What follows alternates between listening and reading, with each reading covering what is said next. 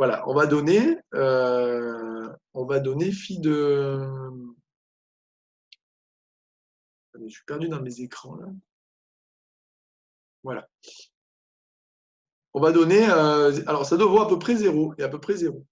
Et ce que j'ai dit ici, c'est que la table de la loi normale n'est pas assez précise, on ne peut pas conclure. Sinon, on diviserait par 0. Voilà. C'est un petit peu ma dernière explication sur cette table. Bon, après, au concours, bien sûr, on ne va pas vous amener jusque-là. Si on vous la donne, c'est pour donner des valeurs approchées. Voilà. Est-ce qu'il y a des questions sur le cours? Oui, monsieur, j'ai une question. Oui. Oui, je voulais vous demander si vous pouviez reprendre rapidement, comment on lit le tableau de la loi normale. J'ai bien compris comment on trouve phi de x, enfin phi d'une valeur. Oui, d'accord. Alors, en fait, sur la table de la loi normale, si tu veux, tu as... Alors, elle est là. Voilà. Sur la table de la loi normale, en fait, si tu veux, tu as enfin, j'allais dire un ordonné, c'est-à-dire verticalement, on a des valeurs de t. Si tu veux, ils ont fait ce choix-là pour avoir deux décimales, c'est-à-dire pouvoir donner des valeurs à deux décimales près. Des fois, il y a des tables plus simples où il n'y a qu'une seule décimale, c'est-à-dire on peut avoir que phi de 0,3, 0,4, etc. Donc, dans ce cas, on n'aurait qu'une seule colonne. Là, si tu veux, l'idée, c'est qu'on ait possibilité d'avoir, par exemple, phi de 0,32, mais aussi phi de 0,33, phi de 0,34. Donc, on est au niveau de l'abscisse de x. Quand on calcule phi de x, on est à deux chiffres après la virgule. Donc, par exemple, si je veux avoir 0,32, alors t c'est 0,3. Alors, je vais prendre mon petit truc. Tu vas aller prendre 0,3. Et après, en fait, on rajoute 0,0. Donc, 0,3 plus 0,0, ça fait 0,30. Donc, ça fait 0,3. 0,3 plus 0,01, ça fait 0,31. Donc, là, tu auras, en fait, on va dire, là, ta phi de 0,3. Là, ta phi de 0,31. Ensuite, phi de 0,32. Et par exemple, je ne sais pas moi, si tu cherches phi de 0,37, tu vas aller regarder un abscisse 0,3, un ordonnée 0,07 et tu auras phi de 0,37 qui vaudra 0,6443. On remarque que c'est bien une fonction de répartition parce qu'elle est croissante. Hein, plus on avance dans le tableau, plus les chiffres sont grands. Est-ce que j'ai répondu à ta question là? Oui, oui, c'est bon, j'ai compris là. Bon. Merci. Oui. Est-ce qu'il y a d'autres questions là sur le cours?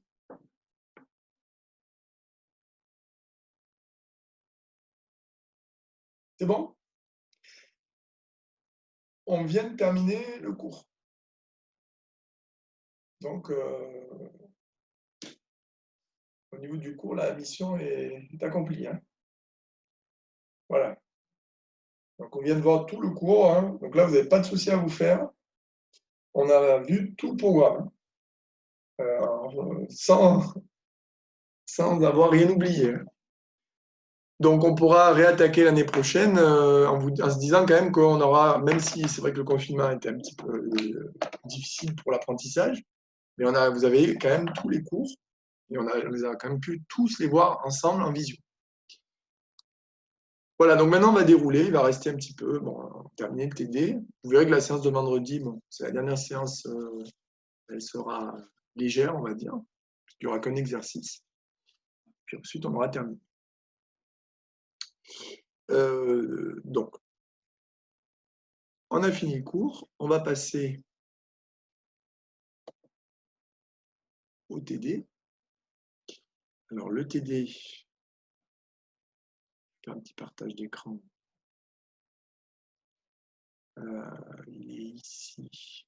Il est où? Il est là, voilà. Donc, le TD,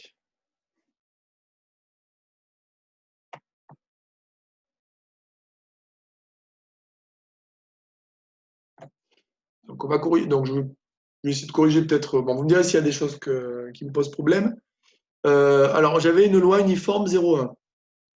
Et en fait, là, je vous ai fait travailler sur un changement de variable, c'est-à-dire on détermine une densité, la fonction répartition et l'espérance. de la variable définie par y égale à moins 3x plus 5, c'est-à-dire c'est un changement de variable affine.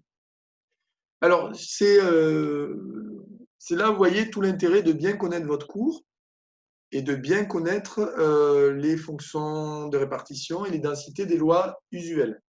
Ça, c'est des cas assez classiques au concours. Donc, comme je dois trouver... Alors, il faut prendre quand vous avez ce type de questions, il faut prendre les questions dans le bon sens. C'est-à-dire qu'il va falloir chercher en premier la fonction de répartition de y. Quand on aura la fonction de répartition de y, on trouvera la densité en faisant une dérivée. Et on calculera l'espérance, pour le coup, alors assez facilement avec la linéarité de l'espérance.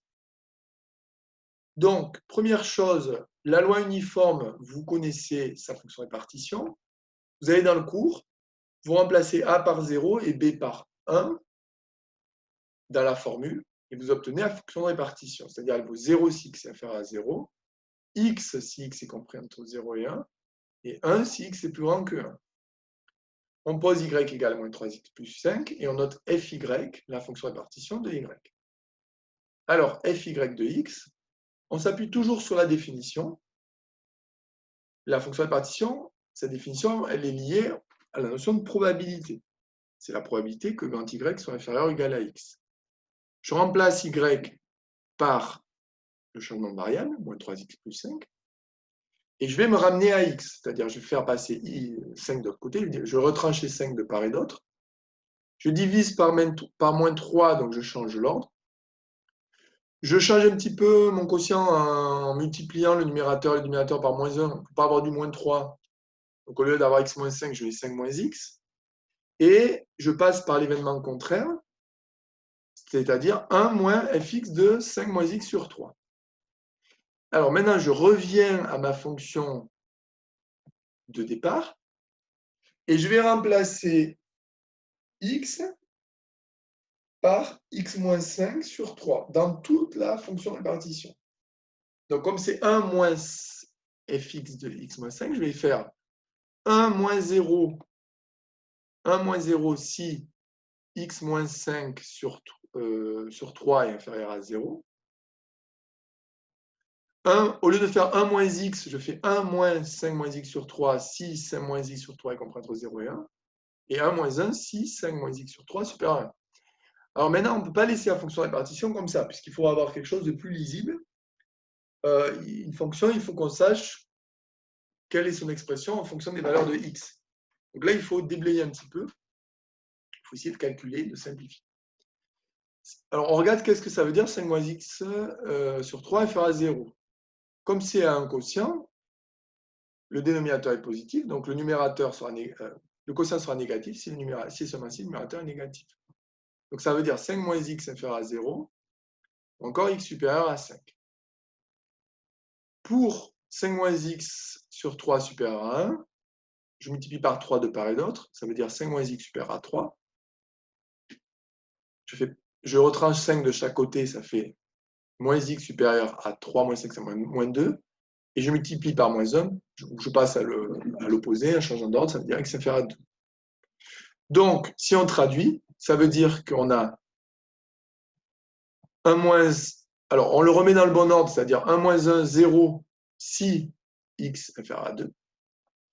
Là, on met sous le même dénominateur, on simplifie, donc ça donne x moins 2 sur 3 si x est compris entre 2 et 5, et 1 si x supérieur à 5. On a bien les grandes caractéristiques, la fonction répartition, elle est croissante, elle est, sa limite à moins l'infini c'est 0, en plus l'infini c'est 1, elle est continue, etc. Là, pour la densité, il suffit de dériver. Alors, la dérivée des fonctions constantes, c'est 0. Et la dérivée de x moins 2 sur 3, c'est en fait x moins 2 sur 3.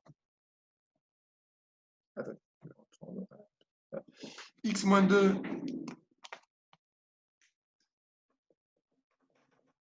sur 3, on peut l'écrire 1 tiers de x moins 2 tiers. Donc, c'est une fonction affine. Donc, quand vous dérivez, il reste 1 tiers. Donc, on aura la densité de la fonction de la variable aléatoire y qui vaudra, par dérivation,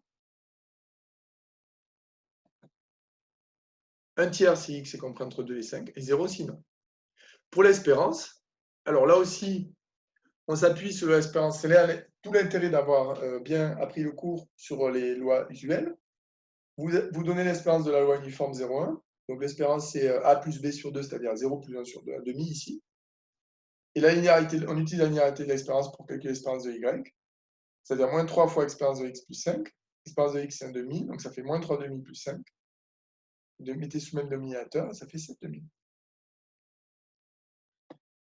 Ainsi s'achève l'exercice 5. Vous avez des questions là-dessus? Monsieur, Oui. dans le corrigé, vous avez mis, je sais pas trop comment je sais plus comment on appelle ça, mais ce que f petit de x veut dire. Vous voyez, quand vous mettez la coulade, si x est plus petit que 0, la fonction vaut ça. Est-ce que c'est quelque chose qu'on doit donner ou quelque chose qu'on nous donne? À quel niveau? Plus haut? Au tout début, oui. Ça? Ça là? Oui, Ça? oui, Ah non, ça, on ne vous le donnera pas, ça c'est du cours. d'accord. Alors c'est du cours, regarde, c'est en fait, je vais sur la loi uniforme, c'est ça. D'accord. Si X est une loi uniforme sur AB, alors sa fonction de répartition, c'est 0 si X inférieur à A, X moins A sur B moins A si X appartient à l'intervalle AB, et 1 si X supérieur à B. Donc là, j'ai remplacé dans cette formule A par 0 et B par 1. Ok. Voilà, donc au concours, c'est une très bonne question. Au concours, vous êtes censé connaître ce résultat. D'accord? Est-ce qu'il y a d'autres questions?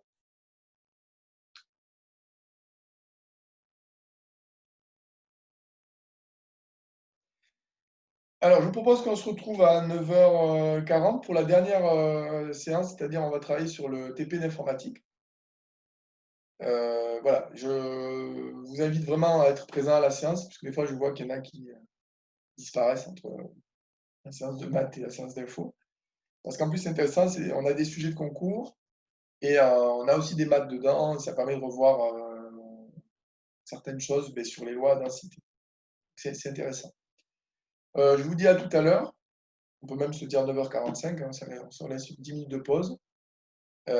Et puis, donc pour la séance sur l'info. Voilà. À tout à l'heure.